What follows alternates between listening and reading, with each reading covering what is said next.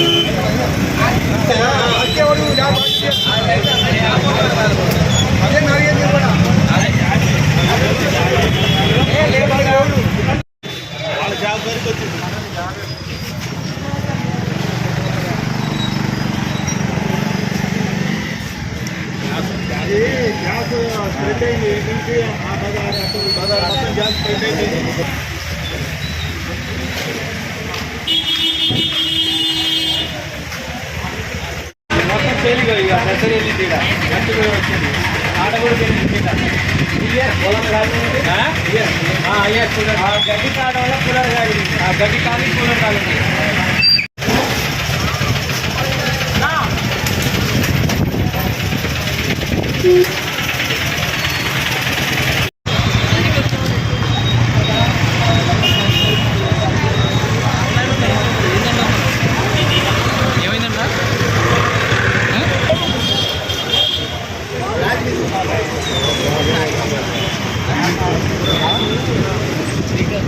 Gas leak అయ్యి పైన కింద డ్రైనేజీ ఉంటే పేలింది. అవి లేచినవి చూసినావు నా లోపల ఆడ పక్కన.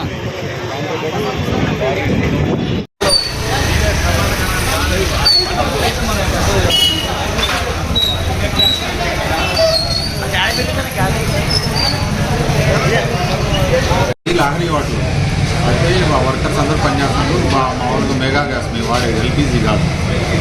ఈ స్మెల్ వస్తుంది, ఎందుకంటే ఈ బజార్లో మామూలుగా వీళ్ళు గ్యాస్ నింపేవాళ్ళు, గ్యాస్ స్టవ్ రిలీజ్ చేసేవాళ్ళు, ఆ స్మెల్ వస్తుంది. మేము పెద్దగా పట్టించుకోము. ఇది మన గ్యాస్ స్మెల్, ఇది మన గ్యాస్ స్మెల్ కాదు లేసేది కానీ ఇది వేరేదన్న.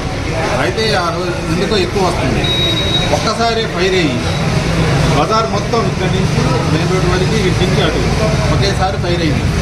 ఫైర్ అయితే అంటే మెగా గ్యాస్ వాళ్ళని పిలిపిస్తే ఇది మంది కాదు, మన రన్నింగ్లోనే ఉంది, ఇదేదో లిక్విడ్ లాగుంది, ఇది మనకైతే కాదని చెప్పారు.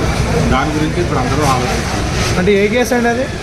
అది ఏ గ్యాస్ అంటే మాకు ఇంట్లో వాడే ఉంటుంది కదా, లైట్ పెట్రోలియం గ్యాస్. ఆ స్మెల్ వచ్చింది మాకు రావడం. ఎందుకు అలా వచ్చింది? ఎవరి వల్ల? ఎవరి వల్ల అనేది తెలియదు. మామూలుగా ఇక్కడ రిపేర్ సెంటర్లు ఉన్నాయి, గ్యాస్ రిపేర్ సెంటర్లు, చిన్న చిన్న సిలిండర్లు అమ్ముకునే వాళ్ళు ఇక్కడ 4-5 షాపులు ఉన్నాయి. వాళ్ళు అప్పుడప్పుడు రిపేర్ చేసేటప్పుడు, అవి లీక్ అయ్యేటప్పుడు, స్టవ్లు బాగా చేసేటప్పుడు కొంచెం స్మెల్ వస్తుంది. అది ఆ స్మెల్ వచ్చినప్పుడు మేము లైట్గా తీసుకుంటాం, ఇది మన గ్యాస్ కాదులే అనుకుంటాం.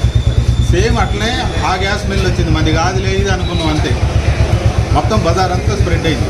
వాళ్ళు ఇంజనీర్ని పిలిపించి అడిగితే మన గ్యాస్ లిక్విడ్ కాదు, ఇట్లా స్ప్రెడ్ కాదు, ఎక్కడ ఉన్నా ఫ్లేమ్ అక్కడనే ఫ్లేమ్ అయితే మనం మిషన్ అన్ని రన్నింగ్లో ఉంది ఏదన్నా పర్లేదు. వాళ్ళకి కూడా ఇన్ఫర్మేషన్ చేసినాం, వాళ్ళు కూడా వచ్చారు. మరి వాళ్ళని ఏదన్నా ఉంటే ఎవరన్నా అడగండి, వాళ్ళు చెప్తారు.